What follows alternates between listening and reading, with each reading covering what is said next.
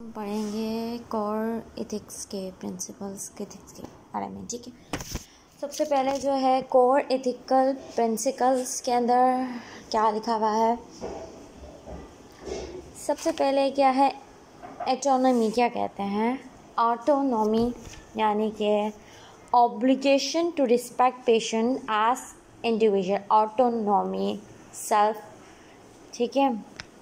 तो पेशेंट को individual truth telling confidently सही बताना है, ट्रूथ टेल करना है कॉन्फिडेंटली यानी कॉन्फिडेंशियल रहनी चाहिए। To create continuous necessary for autonomous choice, inform consent होना चाहिए and to honour their preference in expecting or not expending medical. Autonomy के पेशेंट जो है वो अपनी कि पेशेंट जो भी कह रहा है उसकी चीज़ों को हमें, उसके रोल को हमें, ऑटोनॉमी पेशेंट के डिसीजंस को हमें रिस्पेक्ट करनी है। इसके अंदर ये बता रहे हैं यहाँ पे ऑटोनॉमी है, ऑटो पेशेंट सेल्फ के बारे में है। बेनिफिशंस क्या है, बेस्ट इंटरेस्ट बाय फिजिशियन देखना है। तो ऑटोनॉमस में पेशेंट डिसाइड करता है अपने बारे में खुद, सेल्फ तो ऑटो मतलब खुद करता है, जबकि बेनिफिशंस में बेस्ट इंटरेस्ट बाय फिजिशियन है। Physician have a special ethical fiduciary duty to act in the patient's best interest, may conflict with autonomy.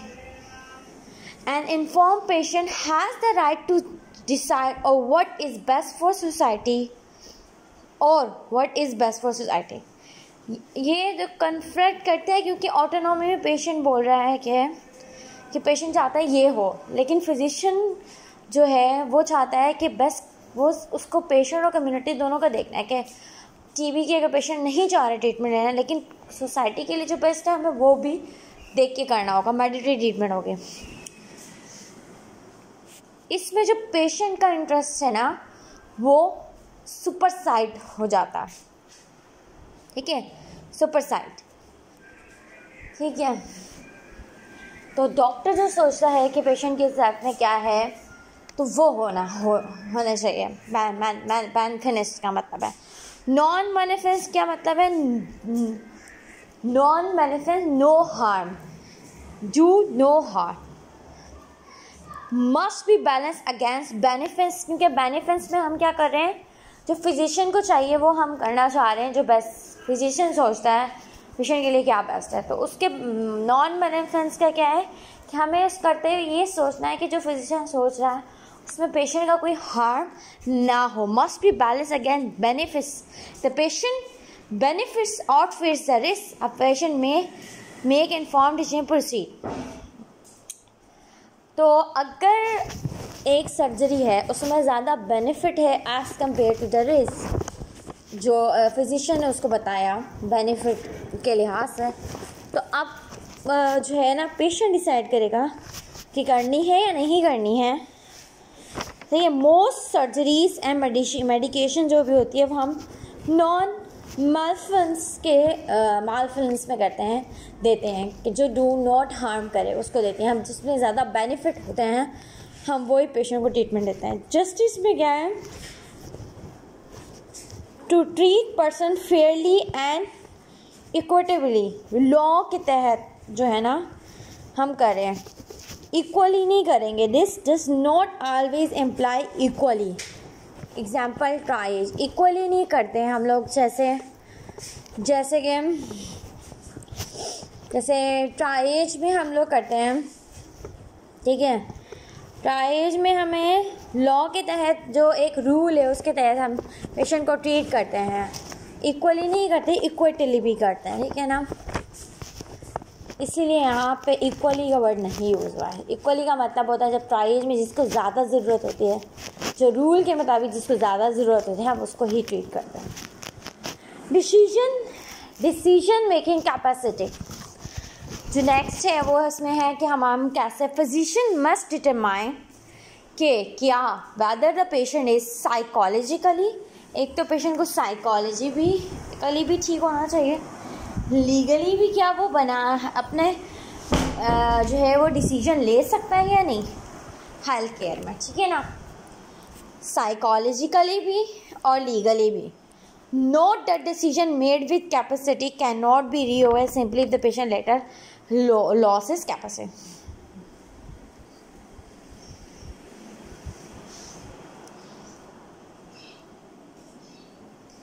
अगर बाद में पेशेंट की कैपेसिटी लॉस हो जाए तो हम ये नहीं है जो उसने डिसीजन बनाया हुआ है वो रहेंगे, वहीं रहेंगे, ठीक है, रिवॉक नहीं हो सकता है। Intellectual disabilities and mental illnesses are not exclusion criteria for informed decision making। तो ये नहीं है कि अगर किसी को इंटेलेक्चुअल डिसेबिलिटी है, ठीक है, या कोई मेंटल इलनेस है तो वो डिसीजन अपने लिए नहीं ले सकता। वो तब तक अपने डिसीजन ले सकता है जब तक वो उस काबिल ना हो कि वो हेल्थ के डिसीजन ना ले सके, ठीक है। जब तक वो 4 चीज़ें कर सकता है तब तक हम उसको, चाहे वो मेंटली डिसेबल हो, अगर वो 4 चीज़ें कर सकते, वो 4 चीज़ें क्या है, वो अंडरस्टैंड कर रहा है, वो अप्रिशिएट कर रहा है, उसने समझा, उसने अप्रिशिएट किया रिस्क और बेनिफिट को, रीजनिंग की उसने, अगर नहीं करूँगा तो क्या होगा, उसने सब कुछ अंडरस्टैंड किया, ये प्रोसीजर आने वाला है, उसको समझ आया, उसने कहा अच्छा हम ये वाला प्रोसीजर करूँगा, ठीक है। और फिर उसने देखा कि अगर नहीं करूँगा तो ये होगा, करूँगा तो ये होगा, रीज़न किया और अपनी चॉइस दी, हाँ मैं करना चाहता हूँ, हाँ नहीं मैं ये नहीं करना चाहता, ठीक है। तो ये 4 चीज़ें अगर होगी, यू आर से हम याद करेंगे, यू से अंडरस्टैंड, आर से अप्रिसिएशन, आर से रीजनिंग, ई से एक्सप्रेस चॉइस। कैपेसिटी जो होती है ना, एक कैपेसिटी होती है वो फिजिशियन डिटरमाइन करता है कि for a specific health care related example कि वो अगर नहीं चाहता रिफ्यूज़ है मेडिकल केयर तो रिफ्यूज़ हो गए। लेकिन जो कॉम्पिटेंसीज एज होती है ना, कॉम्पिटेंसी वो एक जज करता है। ग्लोबल कैटेगरीज ऑफ ये ना हमारे पर डिसीजन मेकिंग होती है। Example legally unable to make any health care related decision, कम जो ठीक है, जो बड़ा नाम है वो बड़े कॉम्पिटेंसी जो है ग्लोबल होती है, एक बड़ा नाम बड़ी चीज़ें हैं, और वो लीग जज जो है ना वो डिटरमाइन करता है कि ये डिसीजन ले सकता है या नहीं ले सकता, ठीक है। तो इसके अंदर अभी हमने 4 चीज़ें यहाँ तक पढ़ ली हैं। ऑटोनॉमस पेशेंट अपने ऑटो खुद डिसीजन ले ला, बेनिफिट बी से benefit best interest for by physician. Non maleficence के पेशेंट फिजिशियन का हमेशा यही होता है कि वो नो हार्म करे पेशेंट को, तो नो हार्म इसके अंदर आएगा। और हमारे पास जो है जस्टिस में है कि हमें इक्विटली पेशेंट को ट्रीट करना है, ठीक है। डिसीजन मेकिंग कैपेसिटी के अंदर है कि 4 चीज़ों का हमें फॉलो करना है। You are understanding, appreciation, reasoning, और E C express a choice. Depend करता है कैपेसिटेंस, बड़ा नाम ग्लोबल डिसीजन होगा, और उसके अलावा हमारे पास क्या है, और लीगली जज हमारे पास ये प्रोवाइड करेगा। अच्छा, उसके बाद हमारे पास क्या आता है, इन्फॉर्म जो है, कंसर्न जो है वो इन्फॉर्म है। अब प्रोसेस, एक ये प्रोसेस है, ये सिर्फ एक जस्ट डॉक्यूमेंट और या सिग्नेचर नहीं है जो रिक्वायर, इसको चाहिए होता है डिस्क्लोजर। पहले हम डिस्कशन करते हैं पर्टिनेंट इंफॉर्मेशन को, इंक्लूडिंग जिसमें हम बताते हैं कि इसके रिस्क क्या हैं, इसके बेनिफिट्स क्या हैं, अगर मेडिकल इंटरप्रिटेटर चाहिए तो उसको लाते हैं। अंडरस्टैंड किया उसने डिसीजन को, एबिलिटी टू कॉम्प्रिहेंड कि उसको समझ आई, कैपेसिटी एबिलिटी टू रीज़न, इसमें भी रीजनिंग कर रहा है, अपने डिसीजन खुद ले रहा है। डिस्टिंक्ट फ्रॉम कॉम्पिटेंसी लीगल नहीं ले रहा, ठीक है। इसमें कैपेसिटी आती है। वॉलेंटरस, फ्रीडम फ्रॉम कोहर्डिज्म एंड मैनिपुलेशन, खुद डिसाइड कर रहा है, फ्रीडम है इसके बाद।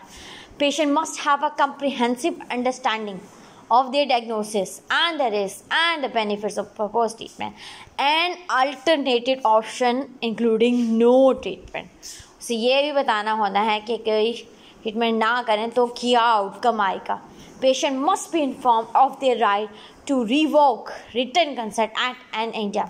तो वो इस जो हमने कंसर्न दिया है उसको कभी भी किसी भी टाइम पे जो है ना वो रिवोक कर सकते हैं, ओरली भी कर सकते हैं, ठीक है, वो खुद कर सकते हैं, कोई और नहीं। ये नहीं कि वो बोलेगा कि अब तो इसकी कैपेबिलिटी नहीं है, अब हम इसको नहीं माने, नहीं, वो खुद अगर बोलेगा कि उसने कहा कि मैं नहीं करना चाहता प्रोसीजर, तो हम नहीं कहेंगे। यानी कि उसकी बहन ने कहा कि अब तो इसकी नहीं है कैपेबिलिटी, तो ये इसे नहीं ले सकता, नहीं नहीं नहीं,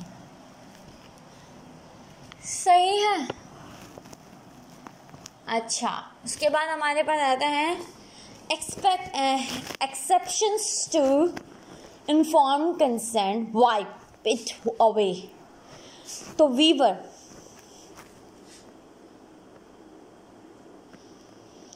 तो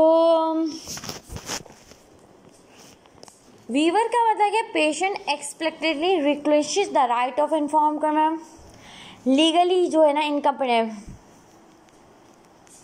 क्योंकि पेशेंट को है ना डिसीजन मेकिंग कैपेसिटी में इनकम्पिटेंट है, तो है हम कंसर्ट कहाँ से लेंगे, जो लीगली सरोगेट है उससे लेंगे। ओके, थेरेपेटिक प्रिविलेज क्या, withholding information when disclosure would severely harm the patient or undermine inform decision making capacity, कि अगर कोई चाहता है कि उसे हम नहीं इन्फॉर्मेशन बताएं तो हम वी वुड होल्ड कर देते हैं, प्रिविलेज करके, थेरेपेटिक प्रिविलेज करते, ताकि उसकी जो है डिसीजन की कैपेसिटी बीमार ना हो, वो उसके बाद स्ट्रेस आ सकता है, उसकी कैपेसिटी ख़राब हो सकती है, तो इसलिए हम नहीं लेंगे उनसे। इमरजेंसी सिचुएशन में तो इम्प्लाइड जो कंसेंट, जो पहले जो उसका सरोगेट होगा, जो उसने हायर किया है, उससे हम ले सकते हैं। जितने भी मेडिकल जो डिसीजन होते हैं वो जो है ना वो शेयर डिसीजन मेकिंग के ज़रिए से हाँ हमारे पास होते हैं, बताया इसमें बताया। डायरेक्टिव काउंसलिंग क्या होती है, ethically appropriate where only one treatment option is medically reasonable and has superior evidence-based support. Patient with complete placenta previa should be counseled that C-section delivery necessary. तो अगर एक पेशेंट आया है तो वैसे तो 2 ट्रीटमेंट ऑप्शन हमेशा पेशेंट को बताया जाता है, लेकिन जैसे प्लेसेंटा प्रीविया है और इसका एक ही ट्रीटमेंट ऑप्शन है, तो हम उसको डायरेक्टिव काउंसलिंग करेंगे, डायरेक्ट उसको बताएंगे ये जो है प्रोसीजर है, और अगर ये नहीं किया तो हमारे पास हार्म है, यही होगा, एक ही प्रोसीजर हमारे पास है। तो डायरेक्टिव काउंसलिंग की कि यही एक ही प्रोसीजर हमारे पास प्रेजेंट है। और उसकी जो है ना वो भी अच्छी है, मतलब ये नहीं किया तो पेशेंट की डेथ हो सकती है, तो एक ही ट्रीटमेंट में डायरेक्टिव काउंसलिंग करेंगे। सब्स्टिट्यूटेड जजमेंट क्या होता है कि जो हमारा सरोगेट है ना वो हमारे लिए डिसीजन कर रहा है। इन्फॉर्म रिफ्यूज़ल क्या है कि पेशेंट को पहले तो इन्फॉर्म किया था, लेकिन सर्जरी के दौरान जैसे उसने कहा कि अब मैं नहीं करना चाहता सर्जरी, तो इन्फॉर्म रिफ्यूज़ल हो गई है। पहले इन्फॉर्म किया था, लेकिन ड्यूरिंग द प्रोसीजर अगर उसने बोल दिया कि मैं नहीं करना चाह रहा हूँ, तो we have to close that. Assisted हमारे पास होता है जिसमें हम किसी फैमिली मेम्बर की हेल्प से हम जो है ना वो करवा रहे हैं पेशेंट को, ठीक है। ये जो प्रोसीजर कोई भी चीज़ करनी है, असिस्टेड डिसीजन हो रहा है, ठीक है।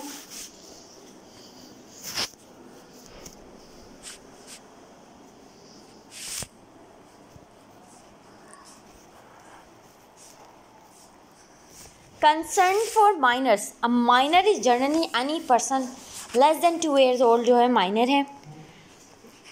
Parental consent law in relation to health care by state, तो parental जो है parents करेंगे। In general parental consent should be obtained, but exceptions exist for emergency treatment। तो अगर emergency treatment है उसमें हमारे पास एक्सेप्शंस होती हैं, जैसे कि ब्लड ट्रांसफ्यूजन, और इफ़ माइनर इज़ लीगली इमैनिकेटेड, जैसे कि माइनर जो है लीगली अपने डिसीजन को ले सकता है, जैसे कि मैरिड है, सेल्फ सपोर्टिंग है, मिलिट्री में है या अलोन है। तो वैसे तो हम पेरेंट्स की लेंगे जो भी माइनर्स हैं, लेकिन इमरजेंसी सिचुएशंस के अंदर, ठीक है, या फिर मैरिड में सेल्फ मिलिट्री को हम वो खुद डिसीजन ले सकता है।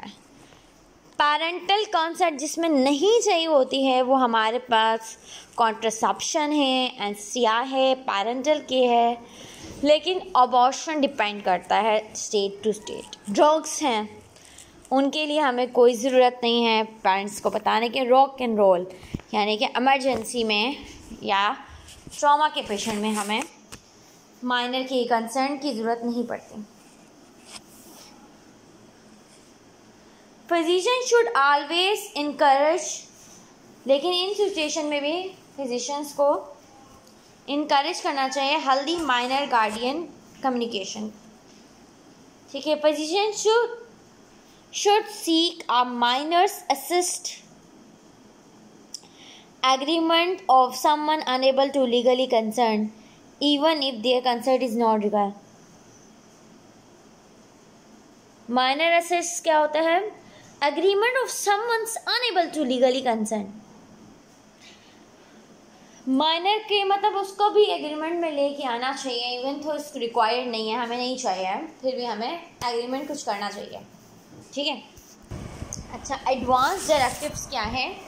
Instruction given by a patient in anticipation of the need for medical decision. पहले से ही एडवांसली बता देना कि अगर ऐसा कुछ होगा तो मेरे सूरत हाल में तुमने ऐसा करना है। ठीक है। ओरल एडवांस होता है, ओरली जो है ना, problem arise from variance in interpretation. If a patient was informed directive was specific, patient made a choice and decision was repeated over time to multiple people, then the oral directive is more valid.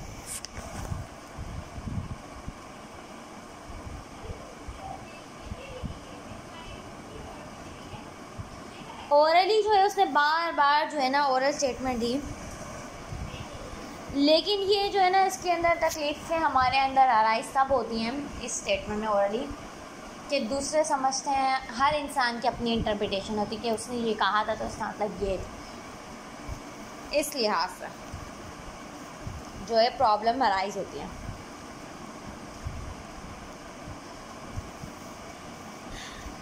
With written advance directive है कि उसने और living will बना के रखी थी कि अगर ऐसा होगा तो मेरे लिए ये करना। मेडिकल पावर ऑफ अटर्नी जो है एक एजेंट बनाया है कि अगर मैं कॉन्शियस लूज़ करूँगा तो तुमने मेरा करना है सारे काम। Patient may also specify decision in clinical situation can be revoked by patient if decision making. तो ये जो है ना मेडिकल अटर्नी ले रहा है, लेकिन पेशेंट ने अगर बोल दिया कि मैं नहीं करना चाहता तो ये रिवोक हो जाएगा, क्योंकि पेशेंट के पास ज़्यादा अथॉरिटी अपने डिसीजन को वो रिवोक कर सकता है। अच्छा, देन नेक्स्ट है, ये ज़्यादा फ्लेक्सिबल होता है लिविंग विल से। ठीक है, जो मेडिकल पावर और अटर्नी के उसके पास होता है, रिटर्न होता है ना वो, और वो तो किसी बंदे को बताया होता है, मतलब उसको पता होता है कि उसने क्या बोला था, कैसे बताया था, उसको ज़्यादा अच्छा होता है। डू नॉट रिसिक्रेट ऑर्डर का मतलब है DNR ऑर्डर प्रोहिबिट्स, क्या नहीं करने देता, कार्डियो पल्मोनरी रिसिक्रेशन के मेरी नहीं करनी है। पेशेंट में still consider other life sustaining मुहैया कर सकते हैं, DNR नहीं कर सकते यानी CPR नहीं कर सकते, बाकी करेंगे, जैसे कि इंट्यूबेशन कर सकते हैं, फीडिंग ट्यूब लगा सकते हैं, पेशेंट को कीमोथेरेपी कर सकते हैं, बट हो सकता है वो DNR नहीं करना चाहता। Ventilator assisted life support, ideally discussion with patient occur before ventilator support is necessary, however information about patient preference may be asked at the time patient require this intervention to survive। क्योंकि जब ventilator चाहिए होगा patient की हालत उस वक़्त, वैसे तो पहले डिसीजन ले हुआ होना चाहिए, करना चाहिए ना वेंटिलेटर आपको, मतलब पेशेंट आया अगर वो OPD में आया तो हम आसानी से उससे डिसीजन ले सकते हैं, लेकिन अगर उसकी तबीयत ख़राब हो गई और इमरजेंसी में आया तो कंपनसेटेड नहीं होगा अपना डिसीजन लेने के लिए, तो हमारे पास पहले से डिसीजन किसी ने उसने कोई सरोगेट बनाया होगा तो हमें पता चलेगा कि क्या करना है। Medical decision making frequently rely on surrogate decision making. Patient identify or as legally appointed when discussing the continuation or withdrawal of voluntary support, focusing on both the prognosis of the condition and the belief wishes of the patient. इसमें देखते हैं कि patient की क्या prognosis है condition की और believe wishes patient की क्या थे।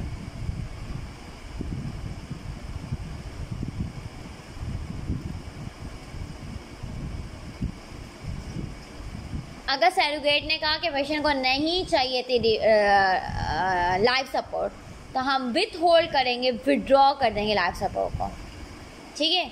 चाहे सैरोगेट को पसंद हो या ना हो, चाहे सैरोगेट उसके साथ नहीं कर रहा, लेकिन सैरोगेट ने कहा कि पेशेंट तो ये चाहता था, तो हमें वही करना जो पेशेंट चाहता था, ठीक है, जो ऑटोनॉमी थी।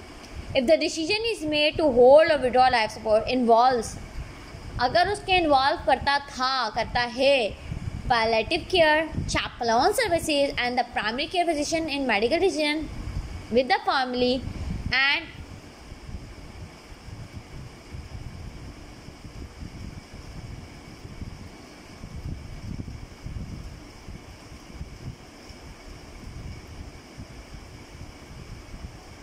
तो फिर अगर उसको पैलिएटिव केयर चाहिए थी, चैपलॉन सर्विसेज चाहिए थी, प्राइमरी केयर फिजिशियन जो है वो मेडिकल डिसीजन लेगा कि विथ फैमिली और प्रोवाइड करेगा उन्हें इमोशनल सपोर्ट।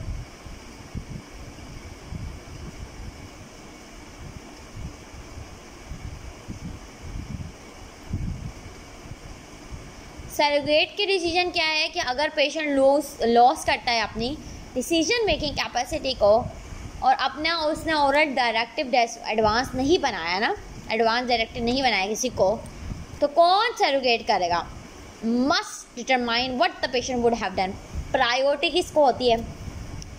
अगर वो मैरिड है तो स्पाउस पे जाएगी नंबर 1, फिर उसके जो बच्चे हैं, सबसे बड़ा बच्चा जो होगा अडल्ट चिल्ड्रन पे जाएगी, ठीक है। अगर अडल्ट चिल्ड्रन नहीं है तो उसके जो पेरेंट्स हैं वो ले सकते हैं। फिर अगर पेरेंट्स भी नहीं हैं तो उनके पेरेंट्स के जिससे मतलब जो उसके बहन भाई हैं वो ले सकते हैं। मतलब पहले तो उसकी वाइफ लेगी, फिर उसके बच्चे, फिर उसके वाइफ भी नहीं है, बच्चे भी नहीं हैं तो उसके माँ बाप लेंगे, माँ बाप भी नहीं है तो बहन भाई लेंगे, बहन भाई नहीं है तो अदर रिलेटिव्स, द स्पाउस के जो फिर रिलेटिव्स हैं ना वो आ जाएंगे चिप से। कॉन्फिडेंटलिटी जो भी है जो भी इसके अंदर आता है, रिस्पेक्ट करता है पेशेंट की प्राइवेसी को, ऑटोनॉमी की। इफ द पेशेंट इज इनकैप्सिकेटेड और the patient and the situation emergent, disclosing information to family members should be guided by professional judgment of patient best interest, ठीक है। अगर पेशेंट की जो कैपेसिटी लॉस हो गई है और पेशेंट की कंडीशन जो एमरजेंसी में है, तो जो डिस्क्लोजर है फैमिली को, उसकी इन्फॉर्मेशन हम प्रोफेशनली जजमेंट करके पेशेंट के बेस्ट इंस्ट्रूमेंट पे देंगे।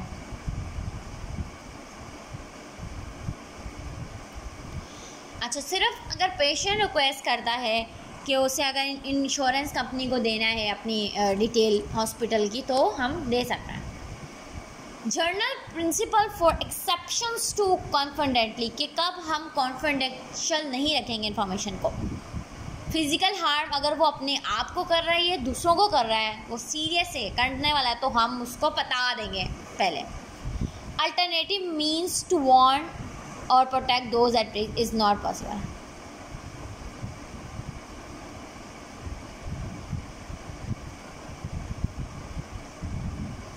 Alternative means to warn or protect those at risk is not possible. Steps can be taken to prevent harm.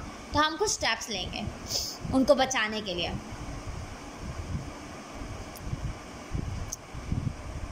The physicians इसके निमोनिक कैसे है कि good judgment save the day. Patient with suicidal, homicidal ideation, उसको हमें बताना चाहिए। Abuse बच्चों पे हो रहा है, बड़ों पे हो रहा है, प्रिजनर पे हो रहा है। Duty to protect, state specific laws that sometimes allow physician to inform some or protect potential victim from harm, तो उन्हें प्रोटेक्ट करना होगा। Patient with epilepsy and other impair automobile driver, उन्हें हमें नहीं ड्राइव करने देना है। रिपोर्टेबल डिजीजेज जैसे कि STIs हैं, हेपेटाइटिस है और फूड पॉइजनिंग को हमें बताना होता है state department to warn public official who will then notify people at risk. तो वो डॉक्टर जो है वो पब्लिक ऑफिसर को बताता है कि इसको हेपेटाइटिस है, इसको सियाई है, यहाँ फूड पॉइजनिंग हुई है, ताकि जो उसके कांटेक्ट में पीपल आ रहे हैं वो उनको खुद बताते हैं, फिजिशियन खुद नहीं बताता है, ठीक है। कम्युनिकेशन डिजीजेस सच टीबी ओबेला मे रिक्वायर इनकी इनवॉलेंट्री हम उस पेशेंट को फिर ट्रीटमेंट करवाते हैं, क्योंकि इसकी वजह से एट रिस्क बहुत सारे पेशेंट होते हैं। तो सुसाइडल हो, अब्यूज़ हो, ड्यूटी टू प्रोटेक्ट हो, विक्टिम्स को, एपिलेप्सी को, डिसीडेड को, वहाँ पे हमारी कॉन्फिडेंशियलिटी जो है ना इम्पेयर्ड हो। Accepting gift from patient,